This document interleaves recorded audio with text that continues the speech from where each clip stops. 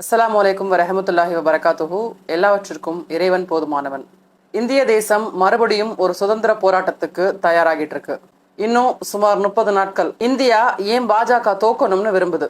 தயவு செஞ்சு இந்த வீடியோ ஃபுல்லா பார்த்துட்டு உங்களுடைய வாட்ஸ்அப் குரூப், உங்க கான்டாக்ட்ஸ்ல இருக்கிற ஃப்ரெண்ட்ஸ், கொலீக்ஸ், ரிலேட்டிவ்ஸ்னு எல்லாருக்கும் இந்த வீடியோவை ஷேர் பண்ணுங்க. எவ்வளோக்கு எவ்வளோ அதிகமாக இந்த வீடியோ பகிரப்பட்டு இதில் சொல்லியிருக்கிற விஷயங்கள் மக்கள் மனசில் தாக்கத்தை ஏற்படுத்துதோ, மக்களை சிந்திச்சு செயல்பட வைக்குதோ, அந்த அளவுக்கு இந்த இந்திய தேசம் பாசிசத்தின் கொடூர கைகளிலிருந்து மீளும். ஸோ அந்த வகையில் நம்ம ஒவ்வொருத்தருக்கும் இந்த இந்திய தேசத்தை மீட்டெடுக்க வேண்டிய பொறுப்பும் கடமையும் இருக்கு. இந்தியா ஏன் பாஜக தோக்கணும்னு விரும்புது? அதுக்கான சில காரணங்கள். மணிப்பூர் மாநிலத்தில் பெண்களை நிர்வாணமாக்கி அவமானப்படுத்தியது, பல ஆயிரம் பொதுமக்களை படுகொலை செய்தது, நூற்றுக்கணக்கான ஆலயங்கள் தீக்கு இரையாக்கப்பட்டது, பல ஆயிரம் வீடுகள் இடிக்கப்பட்டது, உலக அளவில் இந்தியாவை தலைகுனிய வைத்த பிஜேபி RSS மத தீவிரவாதிகளை தேச நலனுக்காக இந்த தேர்தலில் தோற்பதை நாம உறுதி செய்யணும். 3வது முறையா மோடி ஆட்சிக்கு வந்தா நிச்சயமாக இந்தியாவில் உள்ள எல்லா மாநிலங்களும் கலைக்கப்பட்டு ஒரே நாடு, ஒரே தேர்தல், ஒரே அதிபர் ஆட்சி வர வாய்ப்பு இருக்கிறதா இந்தியாவில் இருக்கிற அரசியல் வல்லுநர்கள் சொல்லியிருக்கிறாங்க. இலங்கையில ராஜபக்சே சர்வாதிகாரியானது போல, பாகிஸ்தான்ல முஷரப் சர்வாதிகாரியானது போல நிச்சயமாக மோடியும் சர்வாதிகாரியாக மாறுவார்னு அரசியல் வல்லுநர்கள் பெரும்பாலானவங்களும் சொல்றாங்க. இந்தியாவின் நிலை, பொருளாதாரம் அதல பாதாளத்துல இருக்கு. அதற்கு உதாரணம், 2014 55 லட்சம் கோடி கடனாக இருந்த இந்தியா கடந்த 9 வருடங்கள்ல 205 லட்சம் கோடி கடன்ல இருக்கு. அதாவது இந்தியா சுதந்திரம் அடைந்து 67 ஆண்டுகளில் 1947 இருந்து 2014 வரைக்கும் 55 லட்சம் கோடி கடனாக இருந்த இந்தியா மோடி ஆட்சியில கடந்த 9 வருடத்துல 151 லட்சம் கோடி கடன்ல இருக்கு.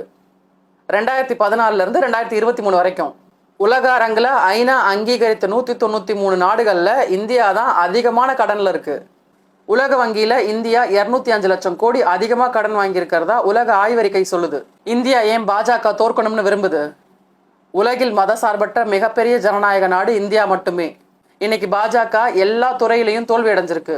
இதை மூடி மறைக்க அப்பாவி மக்களை தூண்டிவிட்டு நாம் ஹிந்து, ஜெய் ஸ்ரீராம், ராமர் கோயில்னு மதவாத அரசியல் செய்யறது, இந்தியாவின் செல்வத்தை அம்பானி அதானி கையில் வித்தது மற்றும் குஜராத்தி பணக்கார முதலாளிகள் கைகளில் மட்டுமே குவித்தது, நீதித்துறை, CBI, ED, அமலாக்கத்துறை மற்றும் தேர்தல் அதிகாரிகளை விலக்கி வாங்குறது, EVM மிஷின் கோல்மால்கள், நேரு காலத்துல காங்கிரஸ் அரசாங்கம் உருவாக்கிய அரசு பொதுத்துறை நிறுவனங்களை எல்லாம் தனியார் நிறுவனங்களுக்கு வித்தது, வேலையில்லா திண்டாட்டம், வருடத்திற்கு 2 கோடி பேருக்கு வேலைன்னு இந்திய மக்களை ஏமாத்தியது, பெட்ரோல் விலை உயர்வு 58 ரூபாயில இருந்து 103 ரூபாய், கேஸ் விலை உயர்வு 400 ரூபாயில இருந்து 1130 ரூபாய். இந்த 10 வருடங்கள்ல விலைவாசி பல மடங்கு உயர்ந்திருக்கிறது.